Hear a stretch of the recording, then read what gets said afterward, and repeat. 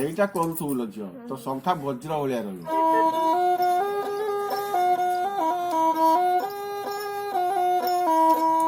ରହ ରହ ଲବଳା କରିଦେବି ଗ୍ରାସ ଗଲାଣି ଲ 7 ଦିନ ମୋ ଉପବାସ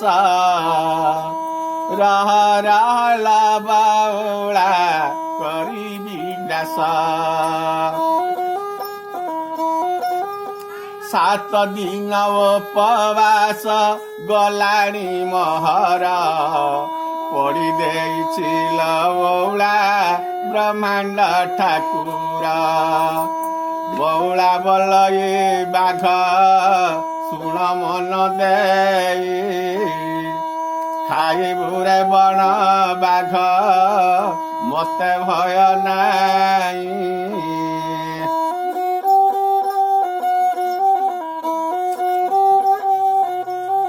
3 ଦିନ ଛୁଆ ମୋର ହୋଇଛି ଜନମ କ୍ଷୀର ନ ଖାଇଲେ ରେ ବାଘ ନ ରହେ ଜୀବନ ଏ କ୍ଷୀର ପନାକୁ ବାଘ ଦେଇ ଆସେ ଯାଇ ଖାଇବୁରେ ବଣ ବାଘ ମତେ ଭୟ ନାହିଁ।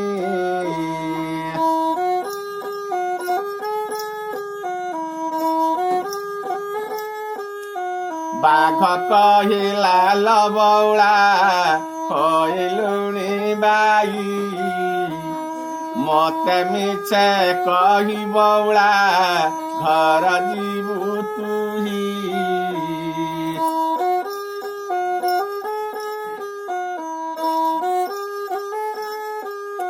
ଘରେ ଗଲା ପ୍ରାଣୀ କିଏ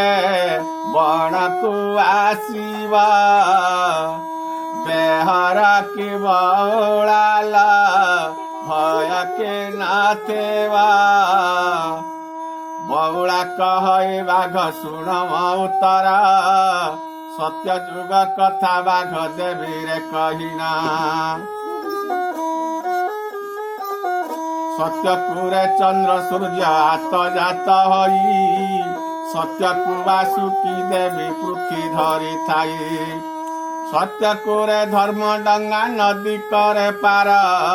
ସତ୍ୟକୁ ବୃକ୍ଷ ମାନେ ଯେ ଧରୁଥାଏ ଫଳ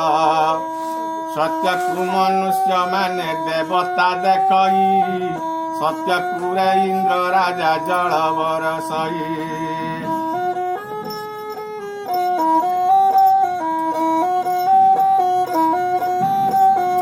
ସତ୍ୟକୁରେ ଚନ୍ଦ୍ର ସୂର୍ଯ୍ୟ ଆତଜାତ ତାର ଧର୍ମ ଡଙ୍ଗା ନଦୀ କିରେ କରିଦିଏ ପାର ଏତିକି ସତ୍ୟରେ ବାଘ ନ ପାଳିବୁ ମତେ ପତିତ ପାବନ ବାନା ନିନ୍ଦା ହେବ ମତେ ଆଉ ବଉଳା ନିନ୍ଦା ହେବ ମତେ ଯାଅ ଯାଅ ଲ ବଉଳା ବହନେ ତୁ ଆସ ଆଜିଠୁ ଜାଣିବି ବଉଳା ଯୁଗର ବିଶ୍ୱାସ ବାଘ ସଙ୍ଗେ ସତ୍ୟର କି ବଉଳା ତ ଗଲା ମା କୁଲ ପୁଅ ତାର ବାଟ ଚାହିଁଥିଲା ପୁଅ ମୁଖେ କ୍ଷୀର ପାନ ବଉଳା ଲ ଦେଲା ପୁଅ ମୁଖ